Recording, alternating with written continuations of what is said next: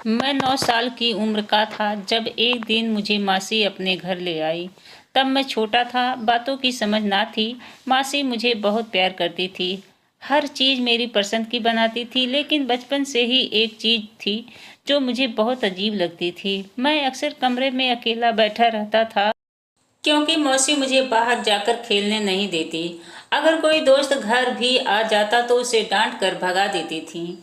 मैंने मौसी से बहुत बार गुजारिश की थी कि मुझे भी बाहर जाकर बच्चों के साथ खेलने दें, लेकिन वह अपनी जिद पर अड़ी थी और नहीं मानी। एक दिन जब तंग आकर मैंने घर वापस जाने की जिद की तो मौसी गुस्से से मुझसे कहने लगी, अब तुम यह बात अपने दिमाग से निकाल दो कि तुम वापस जाओगे।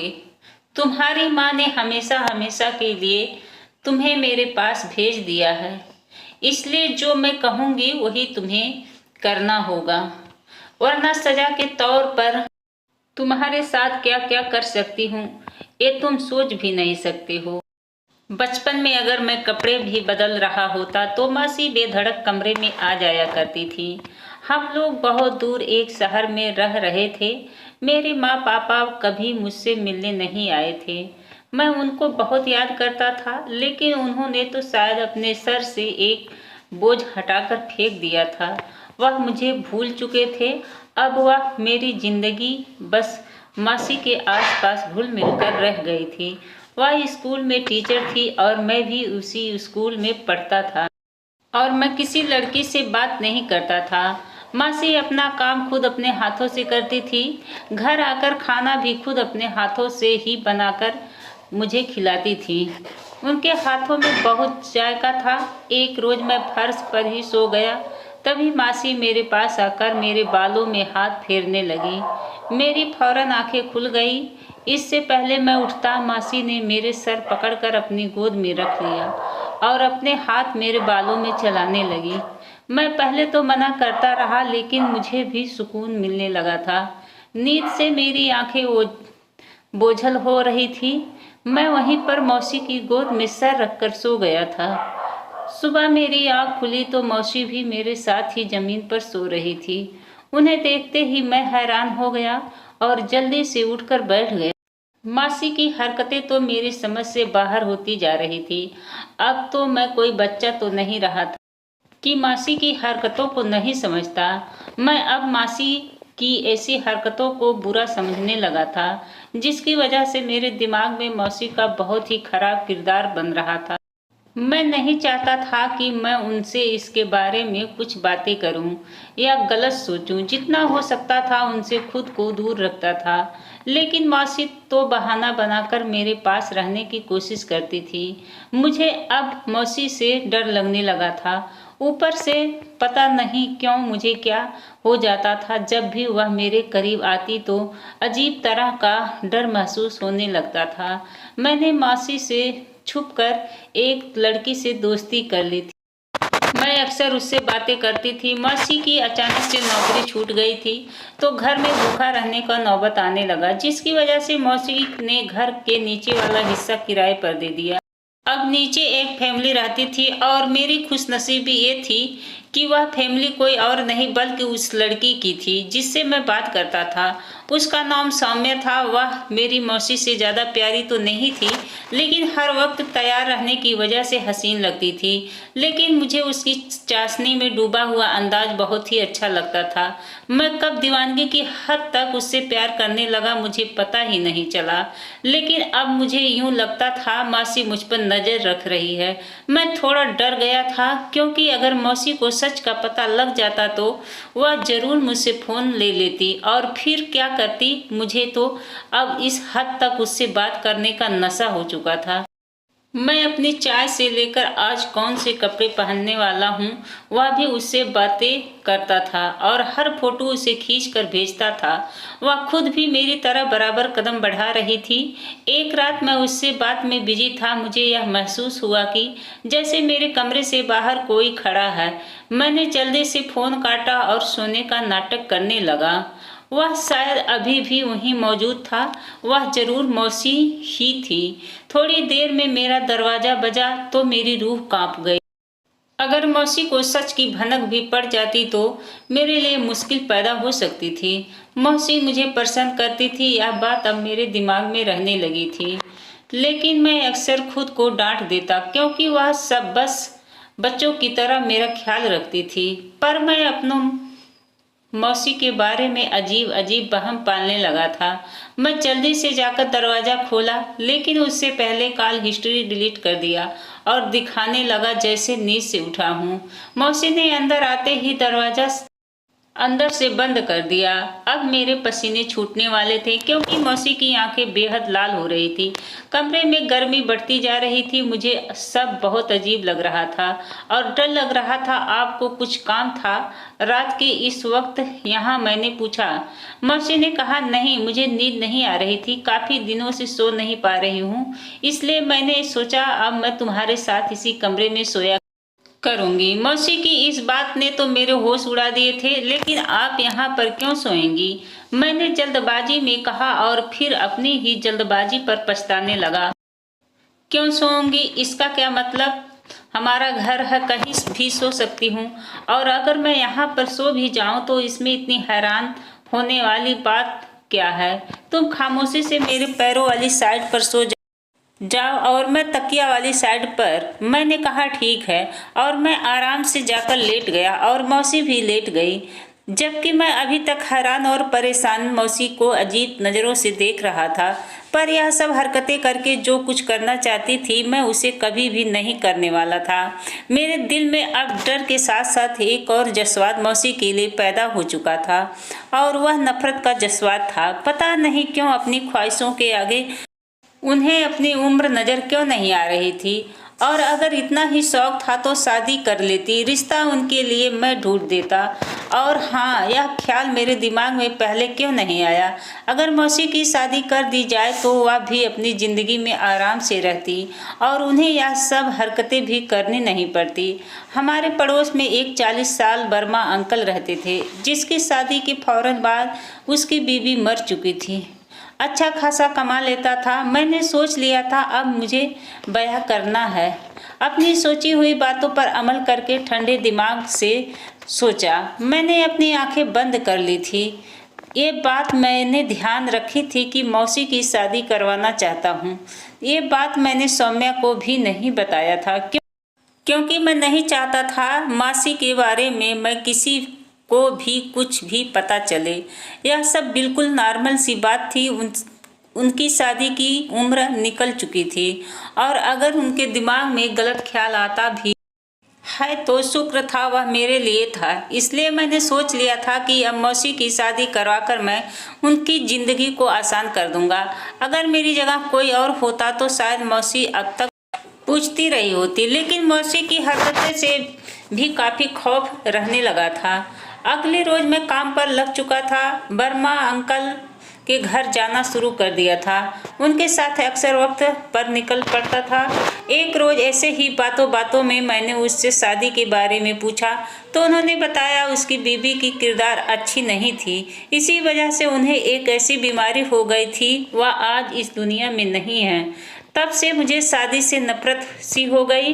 अब मैं बस अपने काम पर ध्यान देता हूँ। मैंने कहा, लेकिन आपको दूसरी शादी कर लेनी चाहिए। अगर एक बार कुछ गलत हो गया तो इसका मतलब यह नहीं कि बंदा कोशिश ना करे। वह शायद अपनी किस्मत में ही नहीं था। आपकी किस्मत में शायद मेरी मौसी जैसी कोई साफ दिल की औरत है और आप सोचिएगा जरूर इस बारे में। मैंने मुस्कुराकर कहा और वहां से वापस आ गया।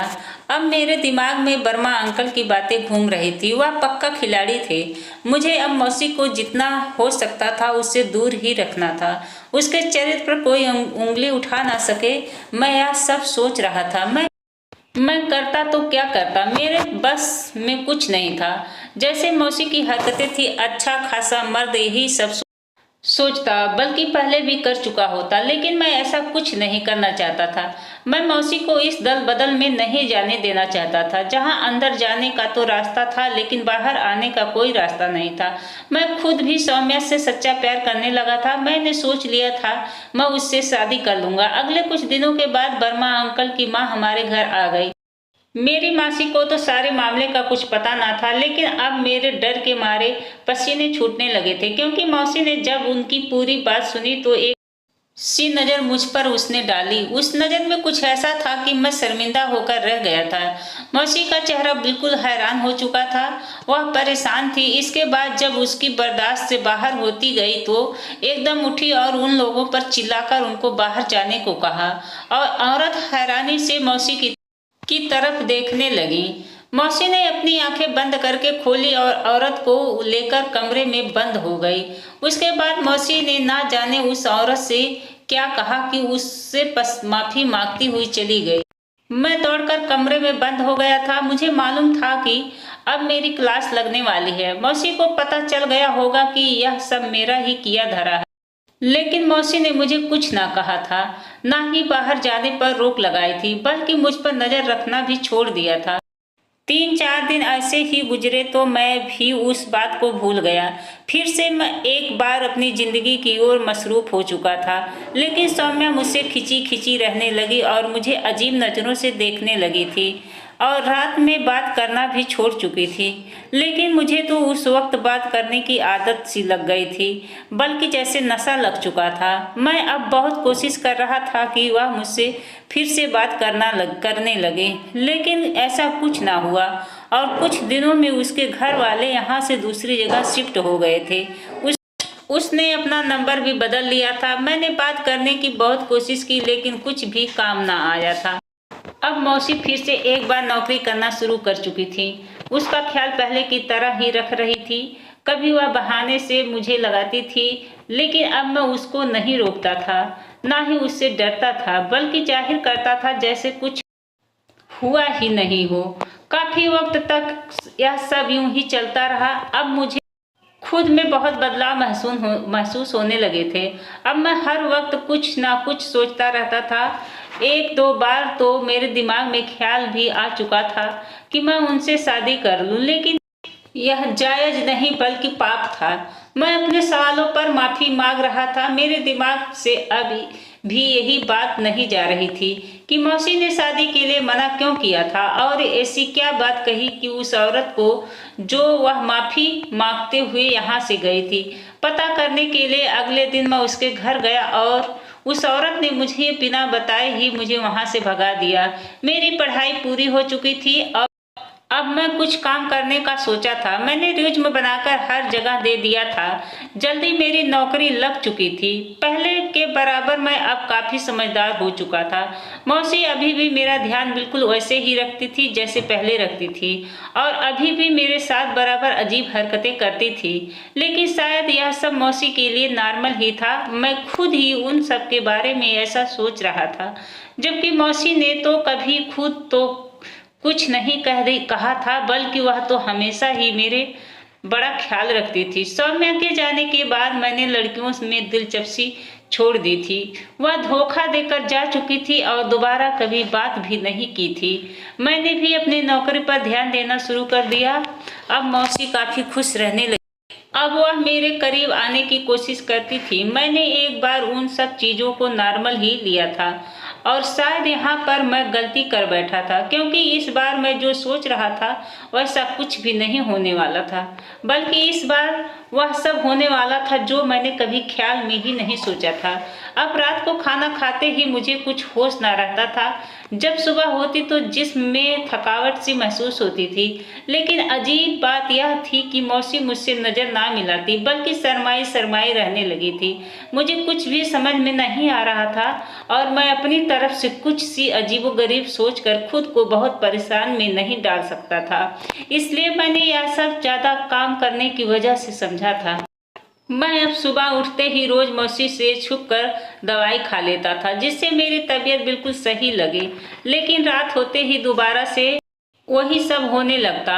एक रोज मेरी आंखें जल्दी खुल गई। मौसी मेरे साथ ही बहुत अजीब सी हरकत में सो रही थी। मैं बहुत डर गया था और दोबारा से लेट कर सोने का नाटक करने लगा। थोड़ी देर बाद मुझे महसूस हुआ जैसे मौसी भी उठ गई है। मौसी ने मेरे पास आकर मेरे बालों में हाथ फेरा था। उसके बाद दबे पांव कमरे से बाहर चली गई। मौसी के जाते ही मैं उठकर बैठ बैठ गया था। मैंने अपना सर थाम लिया। यह सब क्या हो रहा था? लेकिन जो भी था बहुत गलत हो रहा था। अब मेरे दिमाग में मौसी की पिछली सारी हरकतें घूमने लगी थी और आज के सच के बाद मेरा उन रिश्तों पर से यकीन खत्म हो चुका था। मैंने सोच लिया था अब मैं यहाँ नहीं रह सकता। मेरा यहाँ से चले जाना ही बेहतर था। मैं मौसी के नाम एक पत्र लिखकर घर से जाने के बारे में सोचा। मौसी वापसी पर आकर पत्र पढ़ लेती तो उनकी मेरी सारी बातें मालूम हो जाती। मैं घर से निकलने ही वाला था कि एक मांगने वाली औरत दरवाजा बजाने लगी। उसे देने के लिए कुछ लाने मैं किचन में गया तो वहाँ एक औरत अंदर आकर दरवाजा बंद कर दी। मेरे हाथों में चूमने लगी और रोने लगी। उसे यूं देखकर मैं परेशान हो गया था कि क्या हुआ। मैंने कहा आपको भूख लगी है तो आए यहाँ बैठिए, मैं आपको खाना देता हूँ। मैंने उसे वो बैठने को कहा था लेकिन वह खाने के लिए राजी नहीं थी और कहने लगी मैं तुम्हें एक सच बताने आई हूँ। बहुत ढूंढा मैंने तुम्हें लेकिन तुम मुझे कहीं नहीं मिले। वह रोते हुए अभी भी मेरे हाथ और चेहरा चूम रही थी। उसको देखकर पता नहीं क्यों मुझे बहुत ही अच्छा महसूस हो रहा था। मैं हैरानी से उसकी तरफ देख रहा था। वह कहने लगी ऐसा सच कि शायद अभी तक तुम्हें पता नहीं है। ये तेरा बैग है, तू कहाँ जा रहा है? मैंने कहा मैं घर छोड़कर हमेशा के लिए कहीं और जा रहा हूँ। लेकिन क्यों जाना चाहता है तू? क्या वह तुम्हें प्यार नहीं करती? क्या वह अच्छी नहीं है? कहाँ पर है वह? मैंने कहा देखिए मुझे आपको किसी बात की कोई समझ नहीं आ रही है और आप किसकी बात कर रही हैं वह भी नहीं पता। अब मुझे यह बताइए आप हैं कौन? मैंने जब यह सवाल किया वो उस औरत के चेहरे पर दर्द छा गया था। जब वह बोली थी मैं तेरी माँ हूँ तो इतनी जल्दी अपनी माँ को भूल गया। उन्होंने एक तस्वीर मुझे दिखाई जिसे देखते ही मैं उनसे लिपट गया था। वह वाकई में मेरी माँ थी लेकिन वह बिल्कुल बदल चुकी थी। वह तो बहुत हसीन हुआ करती थी, फिर उनकी हालत कैसी हुई? झुर्री वाला चेहरा अब तो पहचान में भी नहीं आ रहा था। जब रो रोकर हम माँ बेटे ने अपने गम हल्के कर लिए तो माँ ने मौसी के बारे में पूछा था। मैंने कहा माँ मौसी तो नौकरी करती है, शाम तक आ जाएगी। ये सुनकर माँ मुझे हैरानी से देखने लगी और कहने लगी यह क्या कह रहा है तू? किसकी बात कर रहा है? माँ शायद मौसी को भूल चुकी थी। मैं जल्दी से अपनी जेब से एक तस्वीर निकाली और माँ को दिखा दी। इसे देखते ही माँ ने गहरी सांस ली जैसे वह समझ गई हो। उसके बाद मुझे और मौसी को लेकर जो राज माँ ने मुझसे कहा मैं दंग रह गया।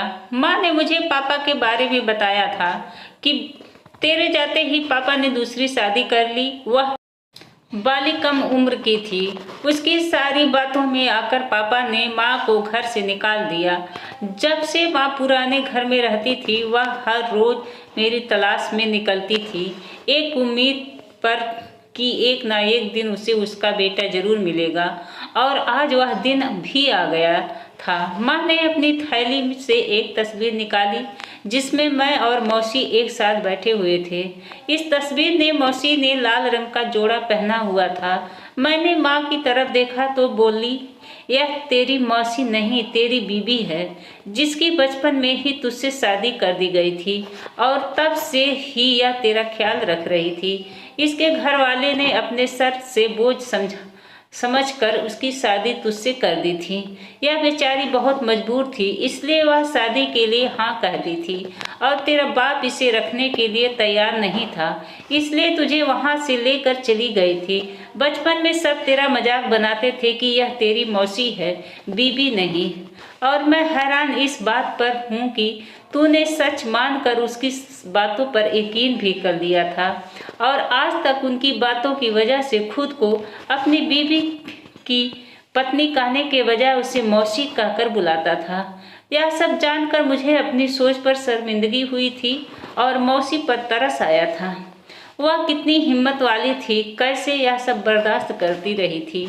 मैं तो खुद उसके लिए रिश्ते की बात कर चुका था और अगर वह सौम्या को घर से नहीं निकालती तो हो सकता था मैं उससे शादी भी कर लेता। तो कैसा लगता उसको जिसे आज तक मौसी समझता था। वह मेरी ही बीवी थी और जो कुछ भी वह करती थी आ रही थी, पत्नी होने की हैसियत से करती आ रही थी। शाम को वह घर आई और माँ को देखकर होश खो बैठी थी। उसे पता चल चुका था कि अब मैं सच्चाई जान चुका था, इसलिए मेरे सामने आने से शर्मा रही थी। माँ के सोने के बाद रात को मैं उसके कमरे में चला गया था। वह अभी तक मुझे देखते ही मुंह फेर कर बैठ गई। मैंने दरवाजा बंद किया और उसके पास जाकर खड़ा हो गया। उसने पूछने लगा, क्यों छुपाया? मुझसे यह सब मुझे बता भी सकती थी ना, मैं बेफिजूल में इतना सब गलत सोचने लगा था।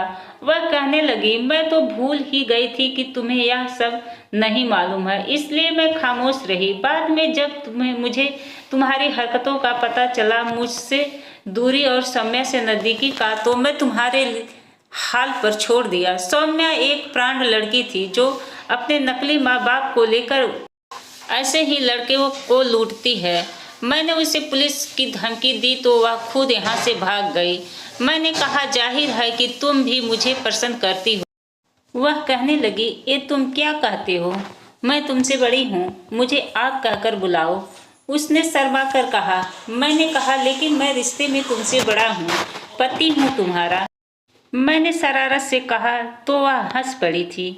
मैं जाने अनजाने में अपनी जिंदगी की सबसे बड़ी गलती करने वाला था। अगर माँ सही वक्त पर आकर मुझे सच ना बताती तो मैं अपनी बीवी को छोड़कर जा चुका होता। हम दोनों ने अपनी जिंदगी की नई शुरुआत कर ली थी। मेरी बीवी वाकई एक मोहब्बत और इज्जत करने वाली साबित हुई थी। इसलिए कहते हैं ना, जब तक पूरी सच्चाई जाने ना जाए तब तक कोई फैसला नहीं लेना चाहिए। तो दोस्तों, यह कहानी कैसी लगी? कहानी अच्छी लगी तो कहानी को लाइक करें, शेयर करें, और अभी तक चैनल को सब्सक्राइब नहीं किए हैं तो प्लीज़ हमारे चैनल को सब्सक्राइब करें। धन्यवाद।